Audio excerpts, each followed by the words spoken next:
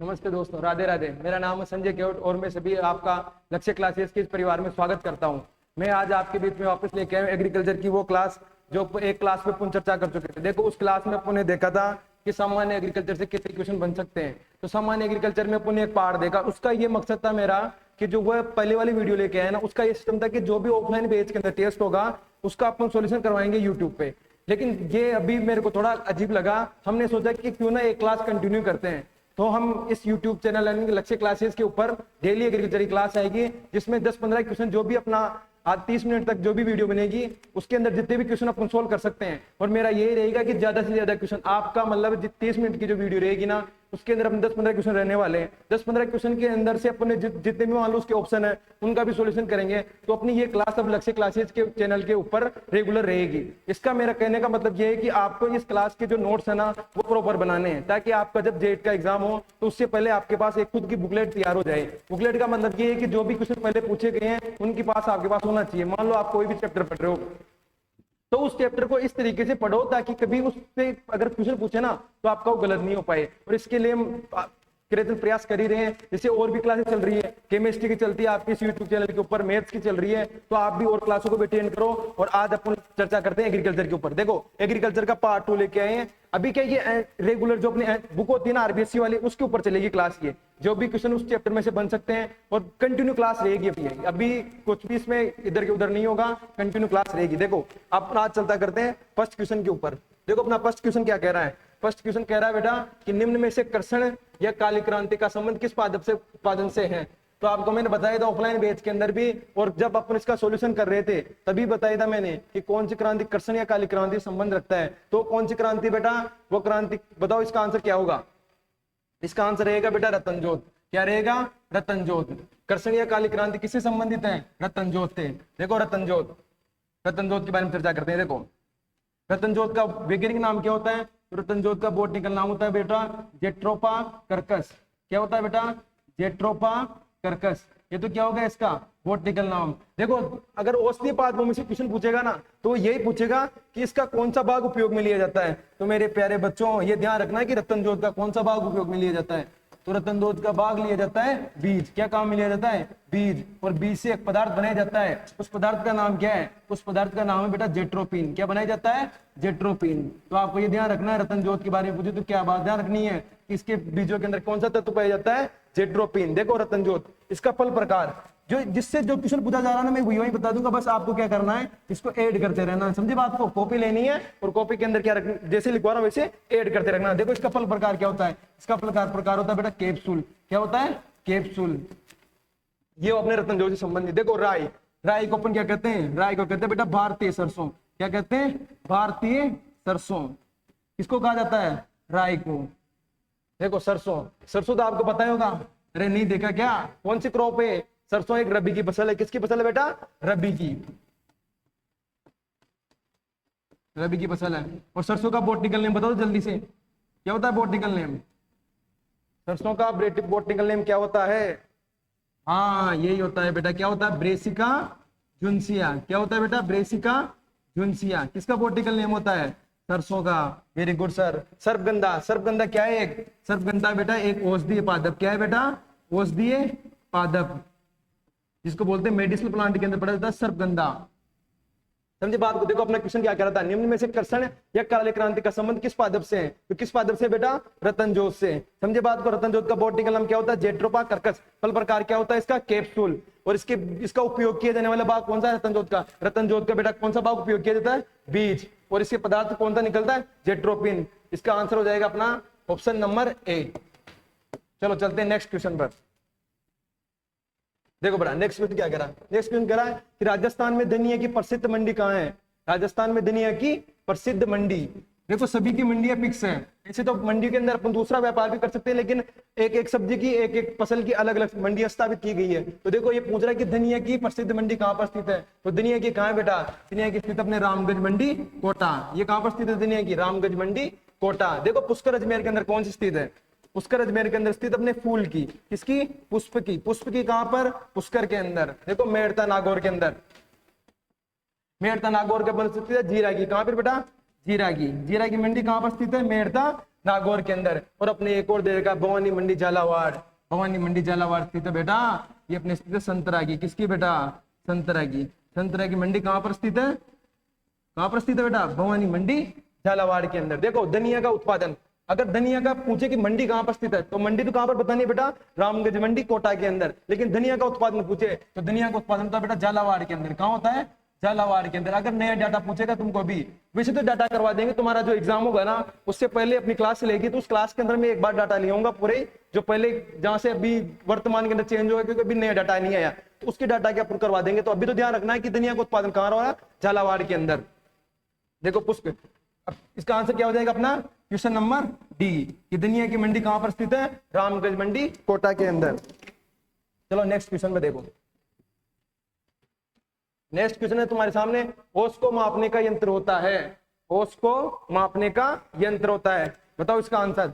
Option number A lux meter, B tensiometer, C drosometer, D anemometer. तो कौन सा answer बेटा? आंसर बताओ जल्दी से, कमेंट करो। ओस को मापने का यंत्र क्या है? क्या है ओस को मापने का यंत्र? देखो बेटा, ओस को मापने का यंत्र ड्रोसोमीटर। क्या है बेटा? ड्रोसोमीटर। देखो ड्रोसोमीटर तो किसको मापने का यंत्र हो गया? इसको तो लिख लो, ओस को मापने का यंत्र। ओस को मापने का यंत्र कौन सा है बेटा? ड्रोसोमीटर। देखो नेक्स्ट ऑप्शन में क्या है? टेंसियोमीटर। टेंसियोमीटर किस काम में आता है बेटा? टेंसियोमीटर आता है बेटा मृदा नमी को मापने में। किसको बेटा? मृदा नमी को मापने में।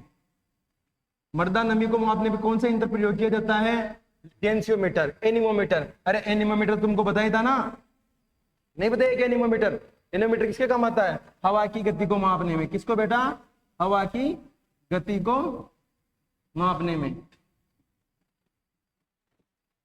हवा की गति को मापने में किस यंत्र का प्रयोग किया जाता है? एनीमोमीटर का। और अपने पास एक और बचा लास्ट, उसका नाम क्या है बेटा? Lux meter. और लक्स मीटर किसको मापता है? सौर विकिरण को। देखो बेटा सौर विकिरण को दो यंत्र मापते हैं। कितने यंत्र मापते हैं बेटा?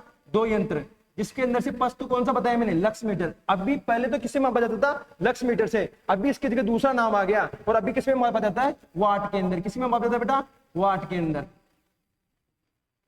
अगर तुमको दोनों ऑप्शन मिल जाए कि लक्स मीटर किसके द्वारा मापा जाता है, तो तुमको क्या करना है बेटा? वाट। अगर तुमको ऐसे क्वेश्चन मिले इसके अंदर वाट नहीं दे रखा हो, तब जाके क्या करोगे? Lux meter. समझे बात को? अपना आंसर क्या हो जाएगा अंदर? Option number C. अरे मेरे बच्चों इनको उतार दो ना हाथों हाथ, जैसे मैं करवा रहा हूँ ना वैसे कॉपी के अंदर छापते रहो, ताकि तुम्हारे जब तक ये कंप्लीट होगी ना अपनी सीरीज, तब तुम्हारे पास सब क्वेश्चन ये बुक के अंदर होंगे। देखो क्वेश्चन नंबर 4, भारतीय कृषि मानसून का जुआ है, ये कथन किसका है? क्या पूछ रहा है कि भारतीय कृषि मानसून का जुआ, ये कथन किसने दिया था? तो ये कथन किसने दिया था? कमेंट करके बताओ। कृषि व कृषक कल्याण मंत्रालय, दूसरा ऑप्शन क्या है? योजना आयोग, तीसरा आईसीआर, और चौथा एफएओ। किसके द्वारा ये कथन दिया गया था कि भारतीय कृषि मानसून का एक जुआ है? वैसे सही बात है बेटा, क्योंकि कृषि एक मानसून पर डिपेंड फसल है, क्योंकि अगर मान लो मानसून खराब रहा तो फसल नष्ट हो जाती है। तो ये कथन किसके द्वारा दिया गया था कि भारतीय कृषि मानसून का जुआ है? तो कथन किसके द्वारा दिया गया था बेटा? ये दिया गया था बेटा योजना आयोग के द्वारा। किसके द्वारा दिया गया बेटा? योजना आयोग को। अगर योजना आयोग को भी क्या बोला जाता है? योजना आयोग को कहा जाता है बेटा नीति आयोग। क्या किया जाता है? नीति आयोग कहा जाता है। समझे बात को? देखो आईसीआर, आईसीआर के बारे में तुमको मैं पहले बता चुका हूं कि आईसीआर की कहां पर स्थित है? नई दिल्ली के अंदर स्थित है। स्थापना कब हुई थी? 16 जुलाई 1929 की स्थापना हुई थी। ये बात तुमको बता चुका हूं। लेकिन आईसीआर की फुल फॉर्म पूछ सकता है इसकी कि आईसीआर की फुल फॉर्म क्या होती है, तो तुमको पता होना चाहिए बेटा हिंदी के अंदर की भारतीय कृषि अनुसंधान, भारतीय कृषि अनुसंधान परिषद। ये किसकी स्थापना बेटा? इसकी स्थापना कब हुई थी? अगर पूछ ले तो लिख लो अभी भी, क्योंकि पहले वाली जो वीडियो थी ना अपने जनरल एग्रीकल्चर, उसके अंदर भी मैंने बता चुका था। 16 जुलाई 1929 के अंदर इसकी क्या हुई थी? स्थापना हुई थी। देखो एफएओ, एफएओ क्या है? एफएओ के बारे में अपने पहले चर्चा नहीं की थी, एफएओ के बारे में भी पूरा चर्चा करते हैं। देखो देखो बच्चों, एफएओ, एफएओ की फुल फॉर्म क्या होती है? एफएओ की फुल फॉर्म होती है फूड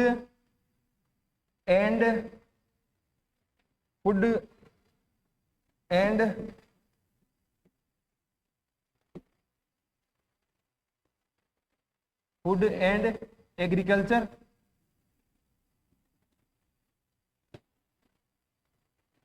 ऑर्गेनाइजेशन।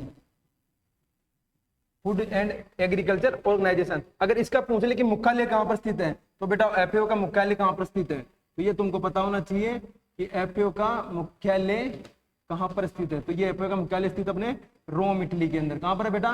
रोम इटली के अंदर। अगर तुमको ये पूछ ले एफएओ की स्थापना कब हुई थी, तो ये भी लिख लो कि एफएओ की स्थापना कब हुई थी। एफएओ की स्थापना हुई थी बेटा 16 अक्टूबर 1945 के अंदर।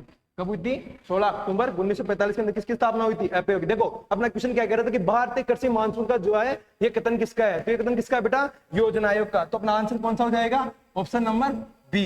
लेकिन देखो आईसीआर के बारे में चर्चा कर लिए, एफएओ के बारे में चर्चा कर लिए। एफएओ की फुल फॉर्म क्या होती है? Food and agriculture organisation. और इसका मुख्यालय कहां पर स्थित है? रोम इटली के अंदर। और इसकी स्थापना पूछ रहे तो स्थापना कब हुई थी? 16 अक्टूबर 1945 के अंदर। देखो नेक्स्ट क्वेश्चन में चलते हैं। नेक्स्ट क्वेश्चन क्या कह रहा है? नेक्स्ट क्वेश्चन कह रहा है कि निम्नलिखित में से कौन सा पेड़ राजस्थान का कल्पवृक्ष कहलाता है? अरे तुमको तो पहले वाली वीडियो में भी क्वेश्चन बता रखा है मैंने, इसका आंसर तो तुरंत आ जाना चाहिए, इतनी तो टाइम ही नहीं लगना चाहिए इसके अंदर। तो जो तुरंत आंसर बताओ इसका क्या है? कौन से वृक्ष राजस्थान का कल्पवृक्ष कहलाता है? मैं तुमको पहले भी बता चुका हूं इसके बारे में, बताओ जल्दी से कौन सा है?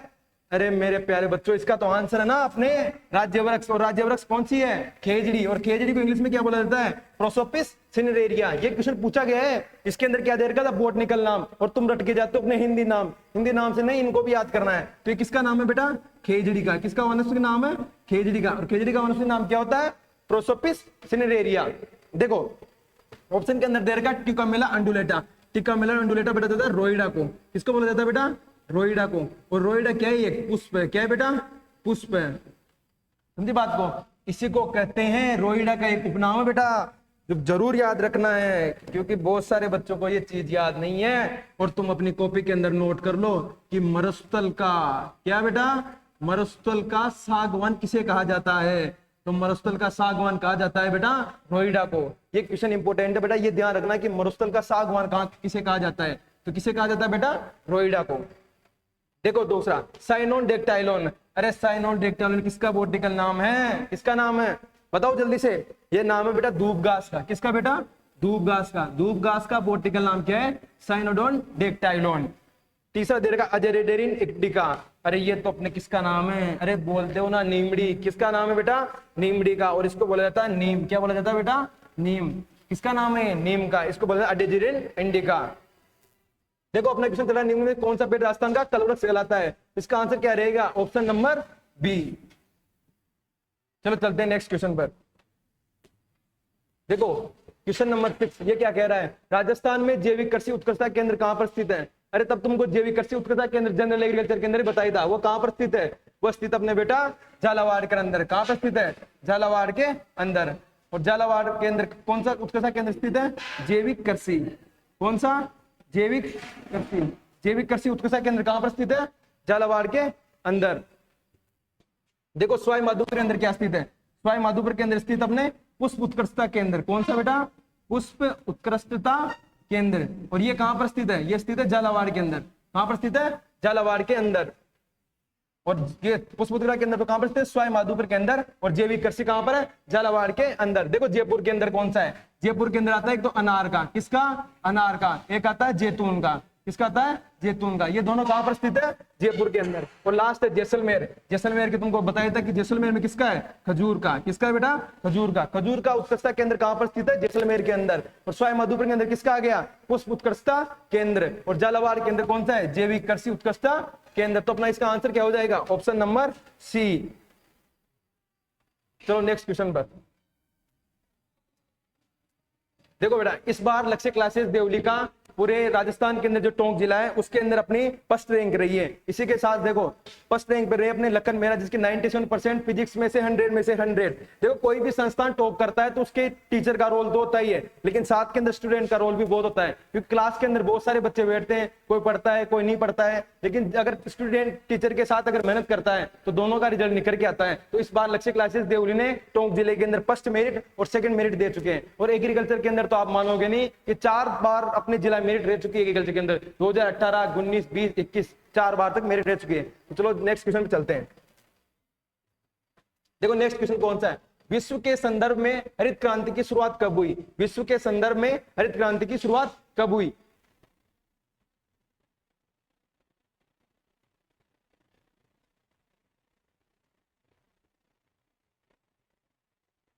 विश्व के संदर्भ में हरित क्रांति की शुरुआत कब हुई? कब हुई थी? विश्व के संदर्भ में पूछ रहा है, ये बात को ध्यान रखना आपको, ये भारत के संबंध में नहीं पूछ रहा। भारत में तो आपको मैंने बताया था, लेकिन विश्व में बताओ तो विश्व के अंदर आप इसकी क्रांति की शुरुआत हुई थी बेटा 1939 1942 के अंदर। ये तो कब कहां पर हुई थी? विश्व के अंदर। और विश्व के अंदर भी तुमको जगह पूछ ले, ये कौन सी जगह से हुई थी? तो ये जगह से हुई थी बेटा मैक्सिको से। कहां से हुई थी? मैक्सिको से। विश्व में हरित क्रांति की शुरुआत कहां से हुई थी? ये हुई थी मैक्सिको से। अगर पूछ ले भारत के अंदर, तो भारत के अंदर हुई थी बेटा 1966-67 के अंदर। कब हुई थी? 1966-67 के अंदर। और भारत के अंदर कब, कहां, कौन सी जगह से हुई थी? तो भारत के अंदर जगह पूछ ले, जगह याद रखनी है आपको, GBPUNT। कौन सी? GBPUNT। ये बेटा एग्रीकल्चर कॉलेज। और ये कौन सी है? फर्स्ट। कौन सी बेटा? First agriculture college. यहाँ से किसकी शुरुआत हुई थी? हरित क्रांति की। तो आपके क्वेश्चन क्लियर हुआ कि क्वेश्चन क्या पूछ रहा है, विश्व के संदर्भ में हरित क्रांति की शुरुआत कब हुई? तो विश्व में तो कब हुई थी? 1939 1942 के अंदर। अगर भारत में पूछे तो भारत में कब हुई? 1966-67 के अंदर। तो अपना इसका आंसर क्या हो जाएगा? ऑप्शन नंबर ए। ये तो अपनी हरित क्रांति के जनक वनक बता चुका हूं तुमको। विश्व में जनक कौन है? Doctor Norman E Borlaug. अगर भारत में पूछे तो भारत में कौन है? Doctor MS Swaminathan. चलो नेक्स्ट क्वेश्चन। नेक्स्ट क्वेश्चन क्या पूछा? सस्य विज्ञान के जनक कौन है? कौन सा? सस्य विज्ञान के जनक कौन है? तो आपको पता होना चाहिए कि सस्य विज्ञान के जनक कौन है। देखो इसमें ऑप्शन के अंदर जो जनक दे रखे हैं वो हर एग्रीकल्चर से संबंधित जनक है। किससे संबंधित? एग्रीकल्चर से संबंधित।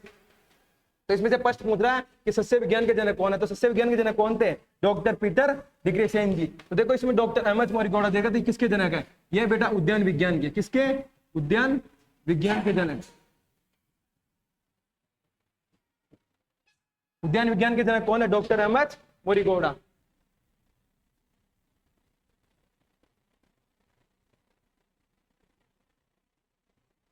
डॉक्टर MS मोरिगोडा ये किसके जनक है? उद्यान विज्ञान के जनक है। और ये किसमें है? भारत में। किसके बेटा? भारत में। अगर भारत में तुमको पूछ ले उद्यान विज्ञान के जनक कौन है, तो वह कौन है? Doctor MS मोरिगोडा। अगर ये पूछ ले कि डॉक्टर KL चड्डा, तो ये भी उद्यान विज्ञान के जनक है, लेकिन ये किसमें बेटा? विश्व के अंदर। किसमें? विश्व के अंदर। तो उद्यान विज्ञान के जनक, और ये कहां पर है? विश्व के अंदर। अगर उद्यान विज्ञान के जनक भारत में पूछे तो भारत में क्या करोगे? Doctor MS मोरिगोडा। अगर वही विश्व में पूछ ले तो विश्व में किसको करना है? डॉक्टर KL चड्डा और डॉक्टर MS स्वामीनाथन के बारे में तो तुमको बता ही चुका हूं पहले वाली क्लास में। तो अपना इसका आंसर क्या हो जाएगा कि सस्य विज्ञान के जनक कौन है? डॉक्टर पीटर डिक्रेसेन जी। तो इसका आंसर हो जाएगा अपना डी। चलो चलते हैं नेक्स्ट क्वेश्चन पर। देखो नेक्स्ट क्वेश्चन क्या है? भारत में सर्वप्रथम भारतीय मौसम विभाग की स्थापना कहां की गई थी? ये क्वेश्चन पूछ रहा है भारतीय मौसम विभाग।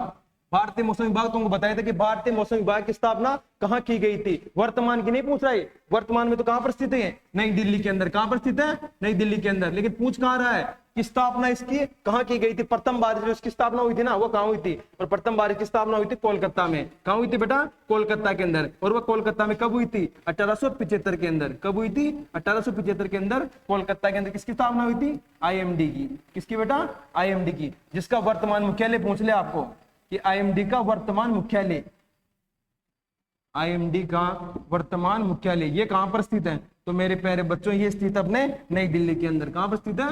नई दिल्ली के अंदर। तो क्वेश्चन क्या पूछ रहा है कि भारत में सर्वप्रथम भारतीय मौसम विभाग की स्थापना कहां की गई थी? तो की थी कोलकाता। कोलकाता से पुणे गया, पुणे से शिमला, और वर्तमान में कहां पर स्थित है? नई दिल्ली के अंदर। तो आपका क्वेश्चन का आंसर क्या हो जाएगा? ऑप्शन नंबर सी कि भारत में सर्वप्रथम भारतीय मौसम विभाग, इंडियन मेट्रोलॉजिकल डिपार्टमेंट, इसकी स्थापना कहां पर की गई थी? वह स्थापना की गई थी कोलकाता के अंदर। और यह कब की गई थी? 1875 के अंदर। चलो लास्ट क्वेश्चन अपना, आज क्लास यही विराम देंगे। लास्ट क्वेश्चन है, इसका आंसर बताओ।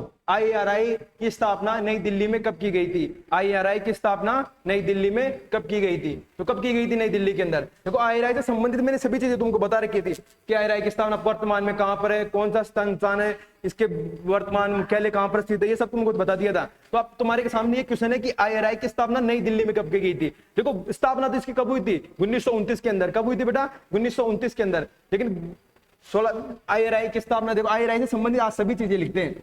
IRI से अगर क्वेश्चन पूछेगा तो इन्हीं में से पूछना है। तो IRI के पहले हिंदी में नाम देखो। IRI के हिंदी में क्या नाम है? भारतीय कृषि अनुसंधान भारतीय कृषि अनुसंधान संस्थान, भारतीय कृषि अनुसंधान संस्थान। ये कहाँ, इसका क्या नाम हो गया हिंदी के अंदर नाम। IRI की स्थापना पूछे तो IRI की स्थापना हुई थी 1905 के अंदर। कब हुई थी बेटा? 1905 के अंदर। 1905 में IRI की स्थापना हुई। 1905 के अंदर कहां पर स्थापना हुई थी IRI की? पूसा बिहार के अंदर। कहां पर हुई थी? पूसा बिहार के अंदर। तो तुमको पूछ ली कि स्थापना प्रथम बार 1905 के अंदर कहां हुई थी? पूसा बिहार के अंदर। तुमको बताया था मैंने कौन सी नदी के किनारे? गंडक नदी के किनारे। कहां पर हुई थी? पूसा बिहार के अंदर। अगर फिर देखो 1905 ही वही स्थापना रही। चलते चलते टाइम आ गया 1934। क्या आ गया बेटा? 1934। और 1934 में क्या आई थी बेटा? वहां पर आई थी बाढ़। क्या आई थी बेटा? बाढ़। और बाढ़ आने से क्या हो गया? अपना IRI जो संस्थान था ना, ये IRI संस्थान क्या हो गया? ध्वस्त हो गया। क्या हो गया बेटा? ध्वस्त हो गया। और IRI ध्वस्त होने से फिर 2 साल तक चर्चा चली कि इसकी स्थापना कहां पर की जाए। और फिर 2 साल के बाद 1936 आया और 1936 के अंदर IRI को कहां स्थानांतरित कर दिया गया बेटा? IRI को स्थानांतरित कर दिया गया नई दिल्ली के अंदर। कहां कर दिया गया? नई दिल्ली के अंदर। तो वर्तमान में कहां पर स्थित है? नई दिल्ली के अंदर। और इसकी स्थापना पूछ रहा है कि नई दिल्ली में कब की गई थी? तो नई दिल्ली के अंदर कब की गई थी? 1936 के अंदर। समझे बात को? IRI से संबंधित सभी चीज चर्चा कर चुके हैं अपन। IRI की स्थापना दिल्ली में कब की गई थी? 1936 के अंदर। 1936 में क्या हुई थी? बाढ़ आई थी। IRI का पूरा नाम क्या है? भारतीय कृषि अनुसंधान संस्थान। इसकी स्थापना कब हुई थी? 1905 के अंदर। और 1905 के अंदर भी स्थापना पूछे तो वो कहां की गई थी? पूसा बिहार के अंदर। देखो IRI का फुल नाम, ये IRI का नाम तब ये नहीं था भारतीय कृषि अनुसंधान संस्थान। तब क्या लगा रहे थे? इंपीरियल। क्या लगाते थे बेटा? इंपीरियल। तो इंडिया कब किया गया? इसको किया गया था 1947 में। इंपीरियल को वापस किस में कन्वर्ट किया गया था? इंडियन के अंदर। और ये इंडियन में कन्वर्ट कब किया गया था? 1947 के अंदर। तब से अपना नाम क्या पड़ गया? भारतीय कृषि अनुसंधान संस्थान। तो बेटा ये क्वेश्चन थे अपने। इन क्वेश्चनों को आपको ऐड करते रहना है अलग से, क्योंकि ये क्लास डेली चलेगी। अब ये क्लास मतलब डेली आपके लक्ष्य क्लासेज के यूट्यूब चैनल पे अपलोड होगी।